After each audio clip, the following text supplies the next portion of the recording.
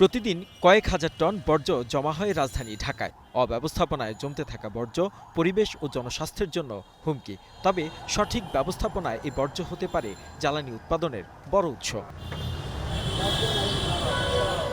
বর্জ্য কাজে লাগিয়ে পরিবেশ দূষণ কমানোর পাশাপাশি বিদ্যুৎ উৎপাদন পরিকল্পনা নিয়ে কাজ করছে সরকার। সকালে সচিবালয়ে এ নিয়ে বৈঠকে উঠে আসে নানা দিক।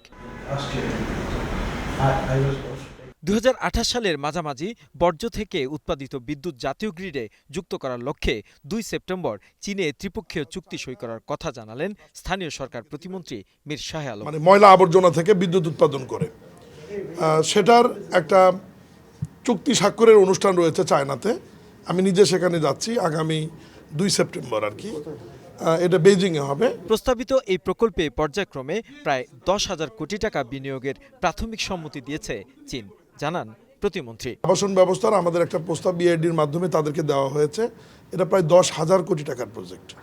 তো সে ব্যাপারে মাননীয় মন্ত্রী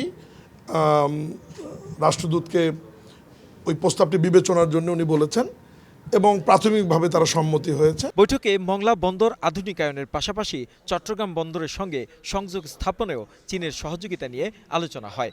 উঠে আসে বহুল আলোচিত তিস্তা মহাপরিকল্পনার বিষয়টিও। Special economic zone in Chittagong. That is, we have a groundbreaking ceremony end of July. Now we also move forward as a Mongla Port project.